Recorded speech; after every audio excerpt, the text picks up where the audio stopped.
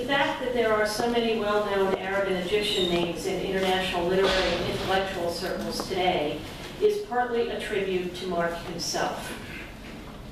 In fact, without a doubt, Mark's most lasting legacy will be the work he did at the AUC Press. His affection for and conviction that there is an international market for Arabic literature and translation remain one of his hallmarks. He established the Naguib Mahfouz Medal for Literature, which led to a great broadening of the Press's Arabic literature and translation program, which now includes more than 70 writers from across the region.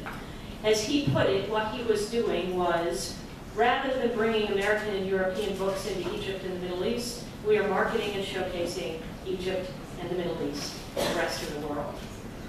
Mark was a born showman and irrepressible enthusiast. He believed that knowledge is inspiring and that literature is transformative, and that it is both a privilege and an obligation to excite that enthusiasm in others. He never tired of his authors, of his readers, or of his friends here in Cairo. Like many impresarios, he had a bit of huckster in him. He could sell you books about subjects you didn't really care about, for prices you didn't really want to pay, and operate with budgets that didn't really seem to add up. But unless you were a really determined naysayer, he spun magic out of all of that, spreading knowledge of Egypt and the Arab world throughout the English-speaking world, relentlessly promoting the region's art and culture, from cookbooks and glossy coffee table books to scholarly tomes about obscure moments and little-known places. It was hard and pointless not to fall under his endearing spell. In reminiscing on the occasion of the Press's 50th anniversary several years ago, he said, and I quote, "In 1985, we aimed to establish the full first-service international bookstore in Cairo. We pioneered the effort to develop English-language book trade in Egypt. Today, a quarter of a century later, we publish all kinds of books, not just academic texts, from popular fiction to poetry, tens of thousands of titles. Ventures of this scope and ambition," he said, "were not often made in Egypt in those days. We are as true to our commitment to high professional standards, high-quality editorial international standards as we were back then." And it was, in fact, that commitment to scope, ambition, and professionalism that was the bedrock of Mark's life and work. That he enjoyed every minute of it, haggling with authors and bickering over rights and nitpicking about shelf space and celebrating, always celebrating successes, made it seem like he had the best job in the world. He saw opportunity everywhere. As he put it shortly after the 25th of January revolution, and I think this quote is vintage Mark, "This revolution time has been very close to us, physically because we are 20 meters from Tahrir Square, and because we have been vandalized and inspired at the same time. This is, of course, an exciting time for publishing, and we have published a lot of books about Egypt and the Middle East, on politics and economics and social issues over the last 20 years. We're in a post-revolution period, which is interesting from an editorial point of view, but miserable from a sales point of view." Mark loved the revolution, though, because he loved every opportunity to market his authors and his books and all their wonderful and provocative, surprising and stimulating ideas and cultures. His legacy lives on in every page, in every word, in every copy of every book published during his long watch at the press. And in the inspiration those words and pages have stirred in hundreds of his friends and thousands of his admirers and millions of his authors' readers. Thank you. Lisa says he was a combination of a businessman and an artist, and when it came to budgets, he was much more of an artist than a businessman. I will miss him greatly as a friend, as a mentor, as my publisher, or my family's publisher. Mark comes into a person's life kind of once in your lifetime. I miss him. I try to remember exactly when was the first time I saw him, but I failed to remember. And my explanation for that is that my friendship with Mark was that deep, vivid, and full of events that I really forgot how it began. As a publisher, Mark Linz made history when he succeeded to make the AUC Press the most important English publisher in the Arab world, and one of the distinguished international publishing houses. For the first time in Egypt and the Arab world, the literary agency system was established by Mark Linz. Such a system has enabled hundreds of Arab writers to be read worldwide and preserved their copyrights. If I may take myself as an example, when Mark Linz published my first book, The Jacobean Building in English, I was an unknown name in the international literature. After a few years, Mark and I celebrated 1 million copies of one novel of mine, The Jacobean Building, in 34 languages in 100 countries around the world. As a German American who lived in Egypt for decades, Mark Linz was able to understand Egyptians as if he was one of them. Every time I discussed with Mark the situation in Egypt, I was impressed by his deep understanding of the Egyptians suffering under Mubarak's dictatorship. I will always remember him as a great man and a real friend. Thank you. High, perhaps highest, on Mark's extensive list of priorities came art, artists and their work. Foremost of these in Mark's admiration and friendship were the two great ladies of the Cairo art scene, Margot Vaillant, alas now departed, and Gasbia Siri, still very much with us. One evening years ago, I invited them with Adel, Gasbia's husband, to dinner. I did wonder if this combination would work, but all seemed fine, until, seated at dinner between these two formidable and feisty grandes dames, Mark suddenly leaned over and kissed Gasbia. Why, I don't know, but why not? However, from his other side, a bony hand shot out and tapped Mark sharply on the shoulder. Startled, he turned to see Margot glowering at him. There was a pause. She said nothing but continued to glare. And then, scowling, and without a word, she tapped her cheek. Ever the chivalrous conciliator, Mark, of course, leant over and kissed her too. Smiles were restored.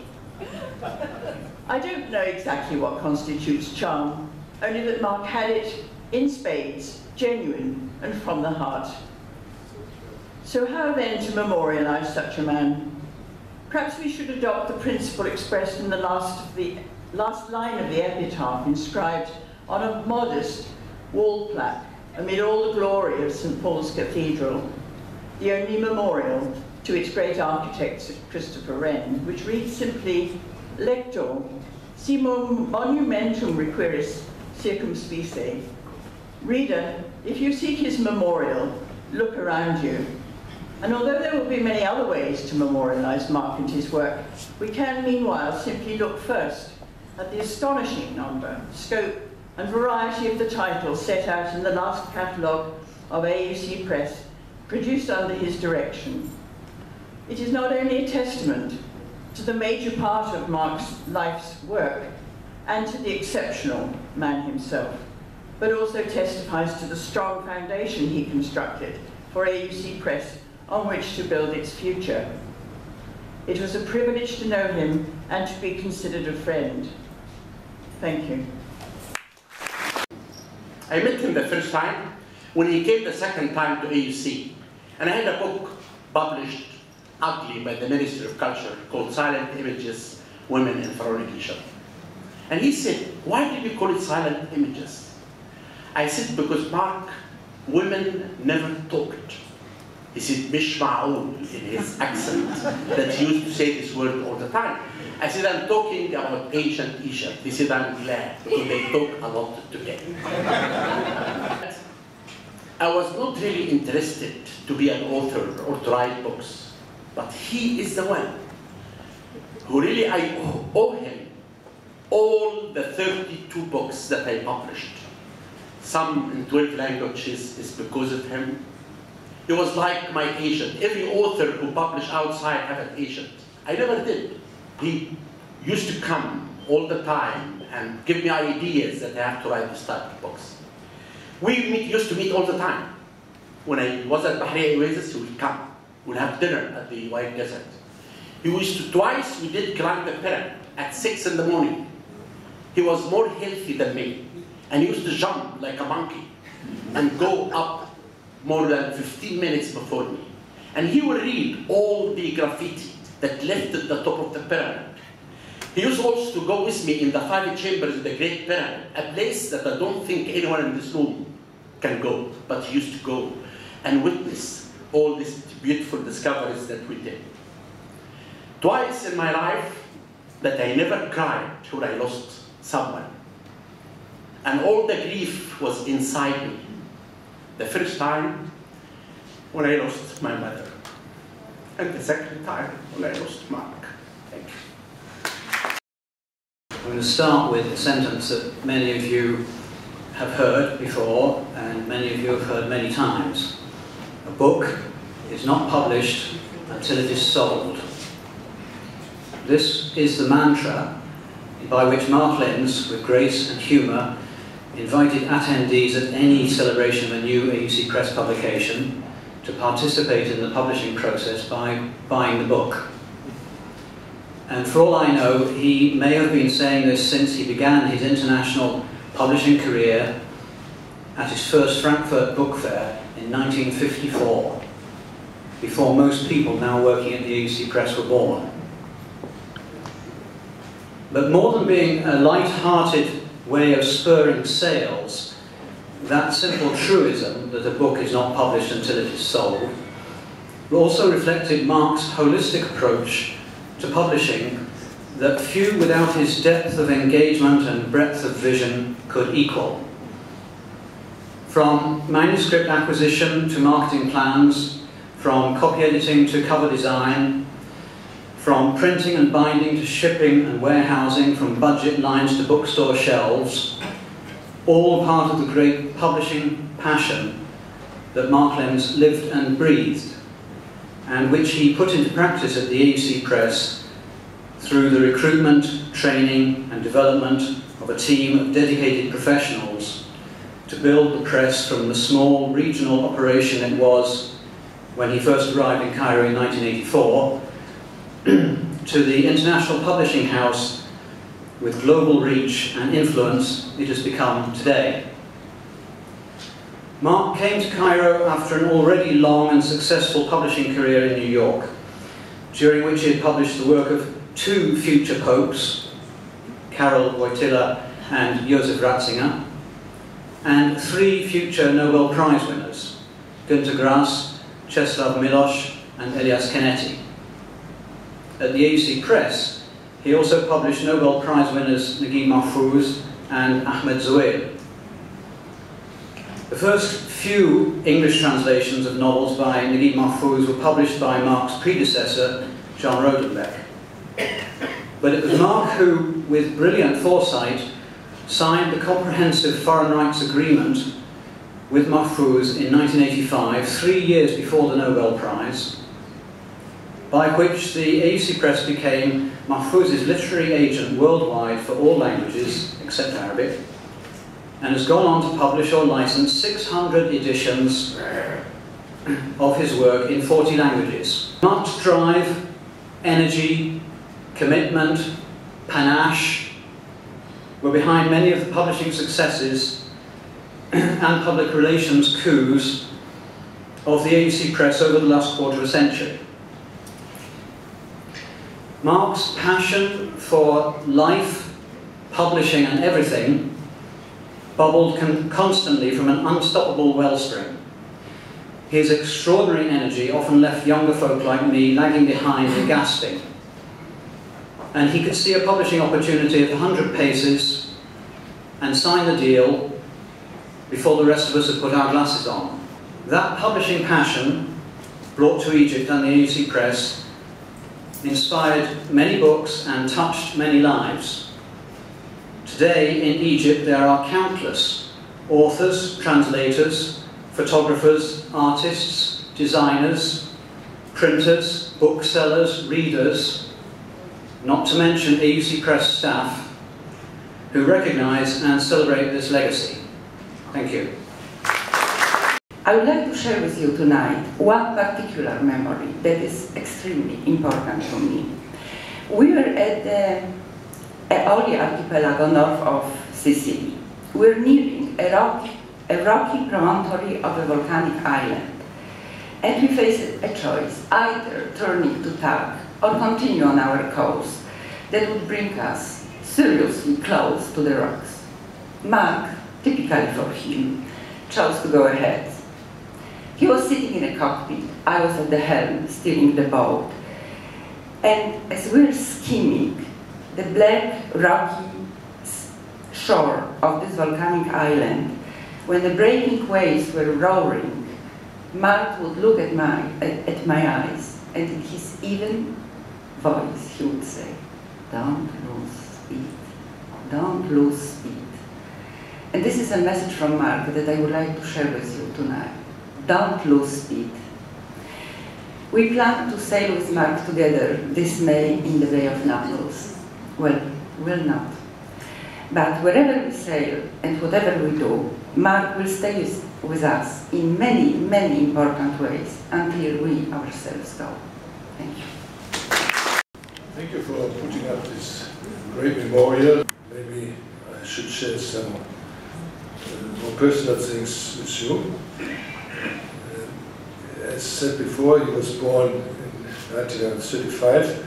He was the first of 4 children, boy, girl, boy, girl. The world at that time was in peace and the outlook was great. The family shortly after that moved to Bochum, in the heart of the Ruhr district. Our family was lucky. We survived all the war and our house was spared. We learned how to make more with less. It was a simple life, but the kids were happy. I was a teenager when Mark left to go to Frankfurt and learn with Herder the book business. He grew up fast. No one at that time could predict what and how successful he would be in the world of books. A few years later, he met at the Frankfurt Book Fair an American bookseller from New York who talked him into moving to New York. After a few years, he came back to our family and surprised us, introduced Helen, his bride. They were on a stopover on their way to Athens, Greece, where they got married. It was 1959. I had an open invitation to visit him in the US. I went in '61, just in time to move him into the young family into their first house in Rye, New York, and to celebrate Julia's, his daughter's, first birthday. It was a great and memorable summer. Around that time, Herder planned to start business in New York. He was there, and he became the co-founder of Herder & Herder, which then later added Continuum and Crossroad, and changed hands a few times until it finally ended up with Seabury Press, where he became the president of the Seabury Press. That was in the early 70s. Mark never liked to rest on his laurels. He followed in the mid-80s, actually 84, as we heard earlier, a call to direct the AUC Press, and stayed about 3 years in Cairo. He asked me to keep an eye on his New York company. Mark came back from Cairo with great new ideas and enthusiasm. There were new authors, new projects, and international recognition. Then in the mid-2000, I think it was 2004, the AUC Press searched for a new director. Something he must have done right in the first time. They remembered him, and he came back to Cairo, and that became his last publishing station. Mark made many friends all over the world, among authors and publishers. A lot of the people knew my brother. We all miss him.